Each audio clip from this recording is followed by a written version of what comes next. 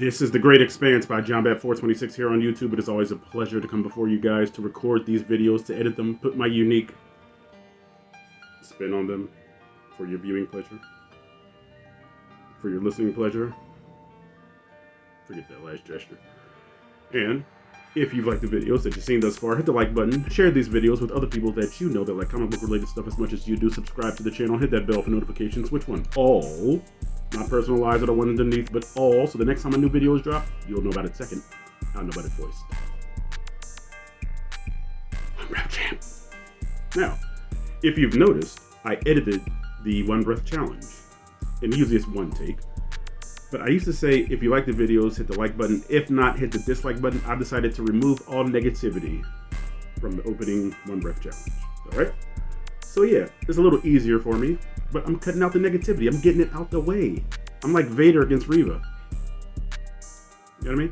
This is not a Star Wars channel, but hey, that's the only thing I could think of at the time. You've clicked on the thumbnail. You know what the video is about. Marvel's The Fantastic Four lands its cast.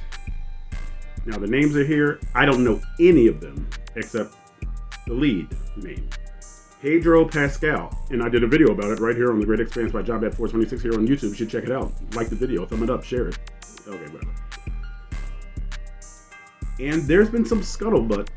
I mean, the scuttlebutt about the new Fantastic Four movie is that it's going to be focused on the Invisible Woman. You heard me? The Fantastic Four is going to be focused on the Invisible Woman. This sounds like a disaster coming down the pike. This is a twister in the distance, and it's coming towards your house. That's what it sounds like. I mean, if you're a fan of the Fantastic Four, you know that it was never about just the Invisible Woman. She was never the lead. She would take charge on occasion because she's the most powerful. You know what I mean?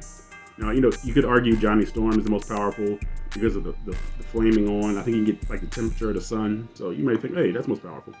But the Invisible Woman can create force fields. So if she ever wanted to be like really sinister or be like her alternate persona called Malice, because of the microverse and Psycho Man. Yes, the name is whack, but I do like the character and his design. I think it's very Jack Kirby-ish, his design. This isn't about Psycho Man. This is about the Invisible Woman. But he brought out the dark side of her, and she was Malice. So if Susan Richards ever wanted to be evil, she could just kill anybody she wanted to. Just create a bubble inside their brain. Boop, boop, boop. And they die immediately. So technically, having said that, with her ability to just like use her abilities, let's start that over. So no, we're going to leave it in. Technically, with those abilities, that would make her the most fearsome and the most dangerous of the group. So, Reed Richards, we know, is the leader of the Fantastic Four. That's never been in question. Okay? He's the smartest. I think he's the most brilliant man in the Marvel Universe, I believe they said he is. And no, I'm not going to go down that. I'm tempted to go down that rabbit trail and how they announced him as the most brilliant person in the Marvel Universe in Doctor Strange and the Multiverse of Madness. Then he did something dumb and died. But this isn't about Doctor Strange and the Multiverse of Madness. It's about the cast of the Fantastic Four. Alright? So we know Susan Richards, whatever, was never the leader. So if they're going to go that route, they will be doing a disservice to Stan Lee, Jack Kirby, and the 60 plus years of Fantastic Four readers. Garbage, if that's where they're going. Garbage. Now, let's finally get to the article. So I'll just go with the names now. The cast is Pedro Pascal, who I already mentioned, Vanessa Kirby, Joseph Quinn, and Ebon Moss-Bachrach. Now that last name sounds pretty ethnic. Ebon Moss-Bachrach. Also reminds me of Burt Bacharach. What the word? Okay, But the article is by Adam B. Vary. We've done articles by Adam B. Vary before on Variety. Okay, and Variety is the website. Marvel Studios has its Fantastic Four. So all the rumors are dead. They've made a formal announcement, an official announcement.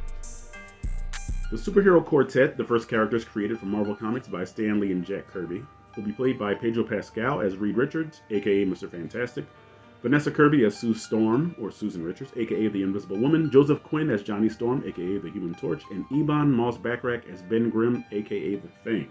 I know none of those actors except Pedro Pascal. As part of the casting announcement, Disney has swapped the release dates of the Fantastic Four, now set for July 25th, 2025. I hope I remember that point. Thunderbolts, now set for May 2nd, 2025. Those are 2 of 4 Marvel tentpoles currently set to open in 2025, along with Captain America Brave New World in February and Blade in November. 4 Marvel films are also scheduled for 2026, including Avengers: The Kang Dynasty. That's a ramp up from 2024. Marvel only has Deadpool and Wolverine for theaters on July 26th for 2024. And that's the end of the article. Nice and short and to the point. Now, I think I know what they're doing here, because this immediately came to my mind. Like, it popped up. You know how much I hate pop-ups when I'm looking at the articles? It popped up. Boop! So they switched a major movie, The Fantastic Four, to July of 2025. Now, what immediately comes to your mind? I'm going to give you 3 seconds to think about it. I'll tell you. 3 seconds are up. What else comes out in July of 2025 that I've done articles about here on The Great Expanse by John 426? Superman Legacy! So they conveniently switched Thunderbolts, which nobody has any anticipation for, and a big movie like The Fantastic Four to compete with the new DCU. That is a strategic move. That is a very strategic move. And remember, they changed the writer of The Fantastic Four. I believe his name was something Friedman. Was it Justin Friedman? Who wrote Avatar: The Way of Water. A fantastic, technically beautiful movie. The effects, the graphics, whatever you want to call it, are stellar. So the part, all right, silence.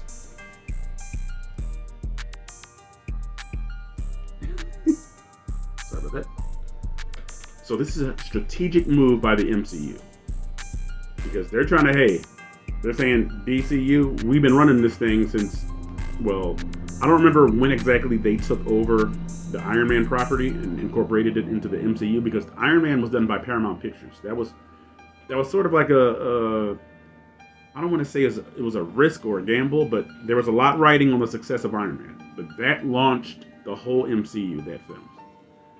So the MCU is basically saying, hey, James Gunn and DCU, we're not taking this line down.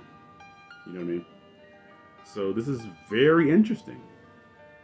Now, let's go to... Oh, there are pictures right here.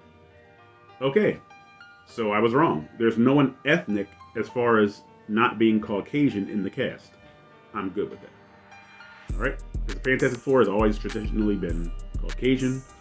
Pedro Pascal, I believe that he is of Latino heritage. I mean, whatever, heritage. Vanessa Kirby, good look. I'll post these pictures from Variety.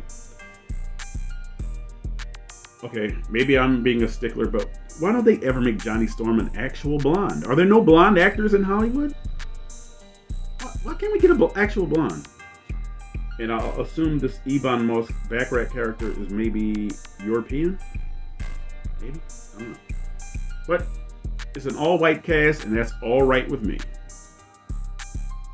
It really is. Like, I'm serious. So, I'm not familiar with any of their filmographies. So I think that's what I'm going to look up next. Filmographies of... Let's see. We know so much about Pedro Pascal, so that would be pointless to try and, he's been in so many great things. Let's look at Vanessa Kirby first. Filmography. Alright. She was in Fast and Furious since Hobbs and Shaw. I saw that, but I wasn't really paying attention to it. I did not see Napoleon. She was in Mission Impossible. Which one is this? Dead Reckoning Part 1? She was also in Mission Impossible Fallout, which was one of the better ones. So she's a regular for Mission Impossible. Okay, I just don't really remember her that much. Alright. So let's go to the next character. His name was something Quinn. What was it? Let's see, Human Torch actor. was something Quinn. I just looked. I really did just do a. I gotta look up his name again. Joseph Quinn. There we go. Sorry, Joseph. Joseph Quinn. What was he in? That almost rhymed.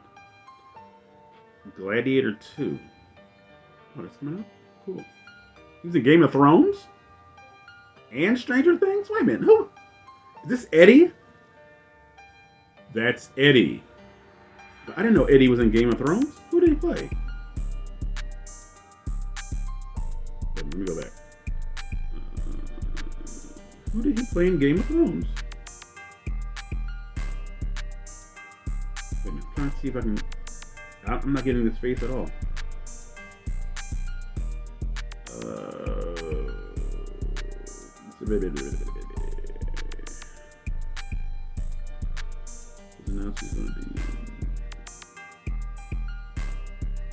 Game of Thrones. Who did he play? Comer? Who's Comer? I have no idea who that is. Comer. The Spoils of War.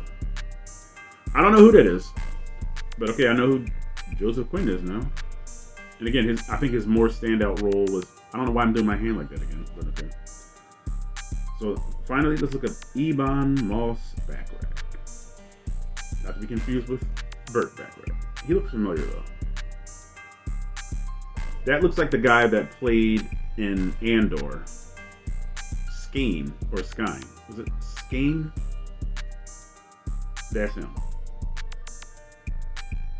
And I really liked the way he acts because he was such a really scurvy. I don't know if scurvy is the right word. I think that's a sailor term. But in Andor, he was just a real scoundrel, and he played the crap out of that role. He was great. It was great to see him die. I mean, because that's what you wanted. He didn't like the character, and he's a traitor. He probably would have killed Cassian in his sleep anyway. I'm not going to talk about Andor here, but No Hard Feelings. I don't remember. The Punisher. Who did he play in the Punisher series? I don't remember. But I do know who this is, though. All right, so it turns out I know who all these actors and actors are. Okay. As far as grades go, for the cast, I'm curious as to what they're going to do with Joseph Quinn as the Human Torch. Because again, I really loved him as Eddie in Stranger Things. And it really sucked when the Eddie character, spoiler, died in the Upside Down. But I think I like this cast. Because I know these actors, I know the actress, okay? I'm going to give it a B+. I'm going to give the casting of the Fantastic Four a B+. I don't know what sign language is for plus, so I'm just going to go B, sign language for B+. What are your thoughts on the cast of the Fantastic Four that was just recently announced? Pedro Pascal, Vanessa Kirby, Joseph Quinn, and Ebon Moss-Backrack. Leave your comments or dissertation. You know where they go. If you don't remember, David Brent, please let them know where those comments or dissertations go, sir.